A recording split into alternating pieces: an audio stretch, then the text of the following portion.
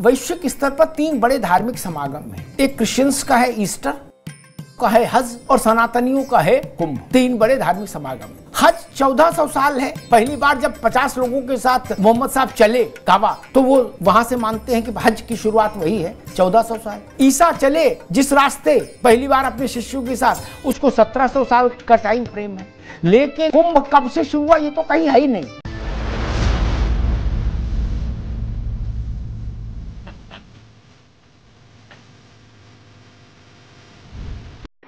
और जहां तक आपने समाजवादी पार्टी के बउआ की बात की है, मैं बताना चाहूंगा, ये लोहिया जी के नाम पे राजनीति करते हैं। कभी डॉक्टर लोहिया को पढ़े तो उन्होंने कहा था कि अगर भारत को समझना हो तो 2 बातों को याद रखना। एक, सच्चा समाजवादी वह है जो संपत्ति और संतति से दूर रहे। इनका उदाहरण आप देख सकते हैं। और दूसरा, उन्होंने कहा भारत को अगर समझना हो तो राम, कृष्ण और शंकर, इन तीनों को पढ़ो।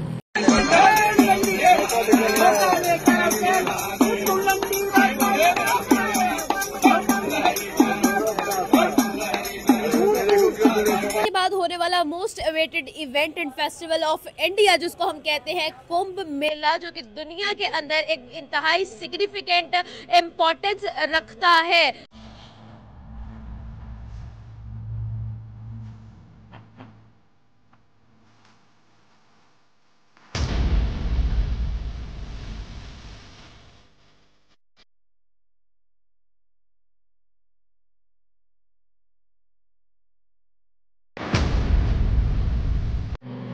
तीनों का अनुसरण करो। भगवान राम उत्तर से दक्षिण, भगवान श्री कृष्ण पूरब से पश्चिम को जोड़ने वाले, और 12 ज्योतिर्लिंग के माध्यम से संपूर्ण भारत को जोड़ने वाले ये 3 आराध्य देव जिस परंपरा में हो उसको कोई बाल बांका नहीं कर सकता। ये डॉक्टर लोहिया की बात है, तो कम से कम लोहिया को पढ़ें तो।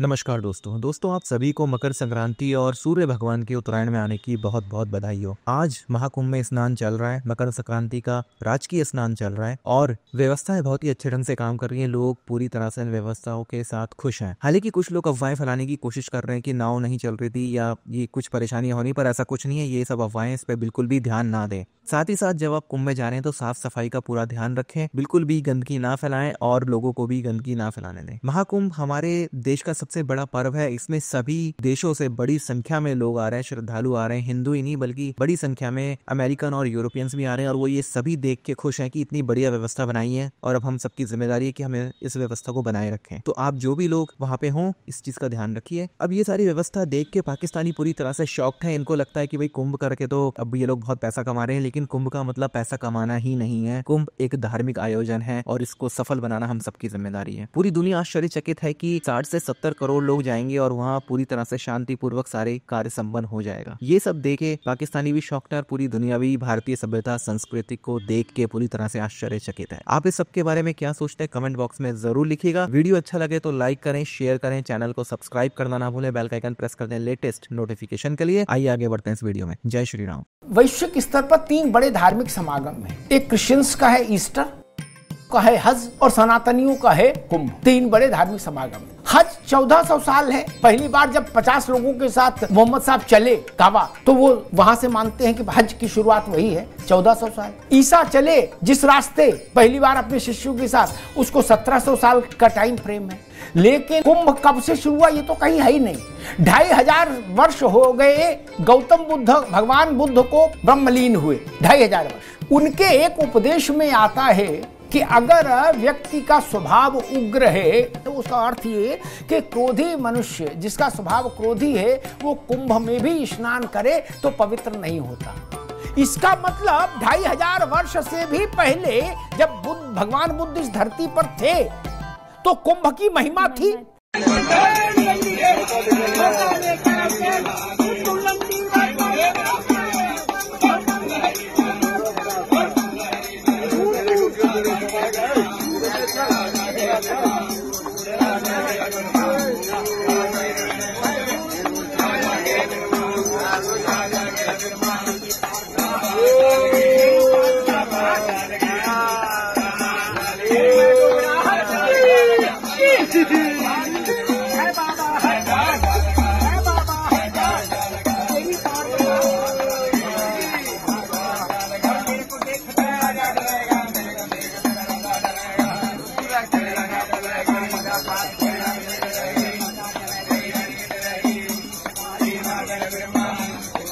जरूरी है, आपको पता है ना, जो दिखता है पूरा आप देखो, दूर दूर तक आप देखो, जहां तक आप सैलाब देखोगे।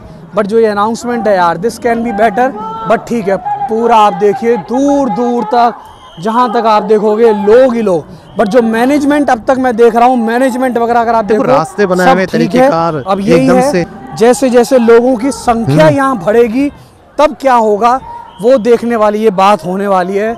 बता रहे हैं भाई साहब, टोटल महाकुंभ अगर आप काउंट करो 40 करोड़ लोग हम एक्सपेक्ट कर रहे हैं।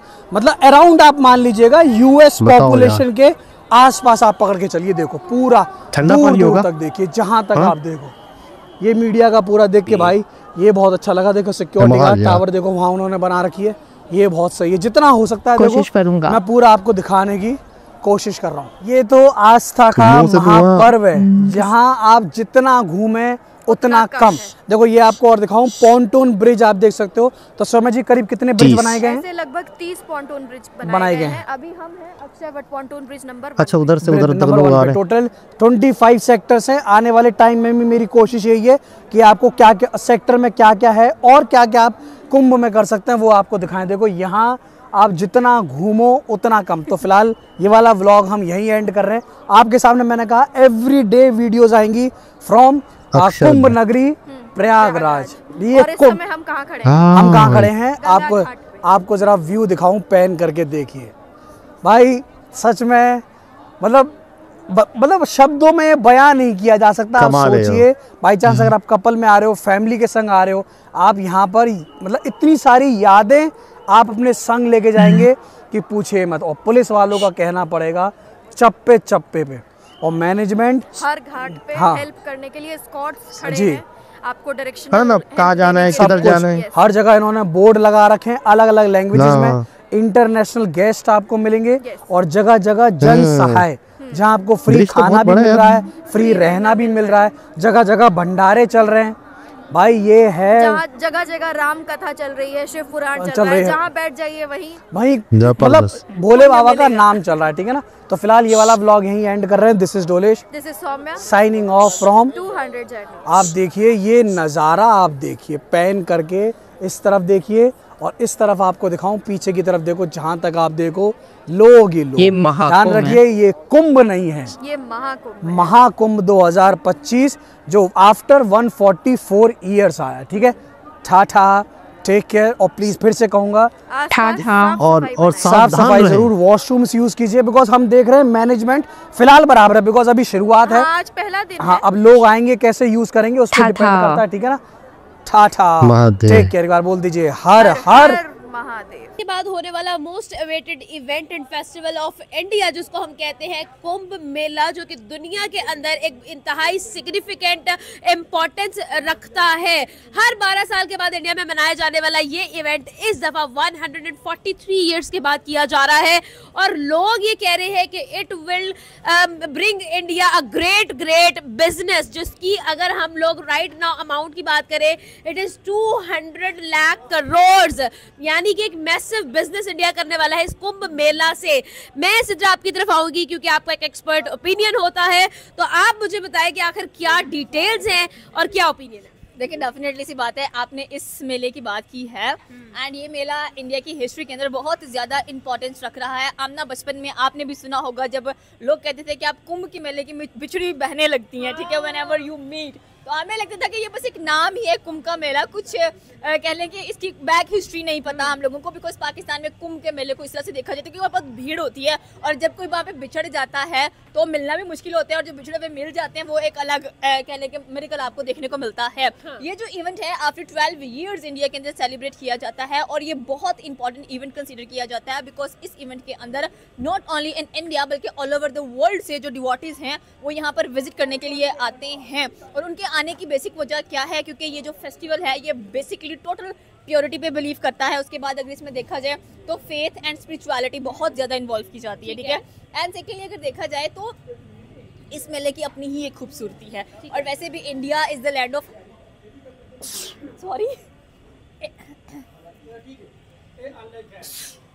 अल्हम्दुलिल्लाह, ओके। सो बेसिकली ये भी देखा जाता है, ये भी कहा जाता है कि India is the land of holidays, क्योंकि ये जो इवेंट है ये 13 जनवरी से स्टार्ट होगा एंड 26 फेब तक जाता हुआ दिखाई देगा। मतलब it's a long long long celebrations.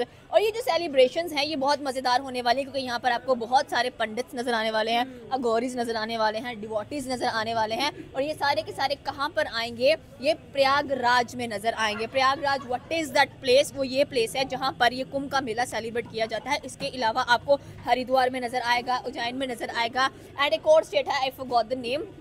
And इसको सेलिब्रेट करने की भी एक वजह है, वो वजह ये है कि 12 साल तक जो फाइट थी बिटवीन गॉड्स एंड डीमंस वो यहाँ पर चलती दिखाई दी थी एक नेक्टर के लिए। नेक्टर बेसिकली क्या था? एक अमृत था जिसका कह लेंगे सेव करना बहुत ज़रूरी था। अमृत इज़ लाइक थिंक ऐसा रस जो आप पीते हैं और आप कभी मरते नहीं हैं, वो चीज़ इसमें नज़र आती है।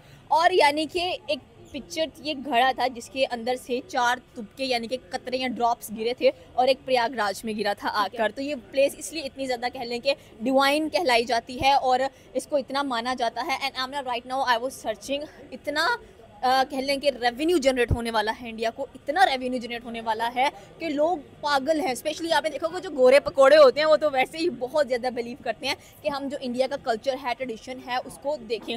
पहले आपने अयोध्या में देखा होगा जब मंदिर बना, कितना कुछ वहाँ पर देखने को मिला था। एंड सेकेंडली आई बिलीव कि हर एक रिलीजन की अपनी खूबसूरती होती है।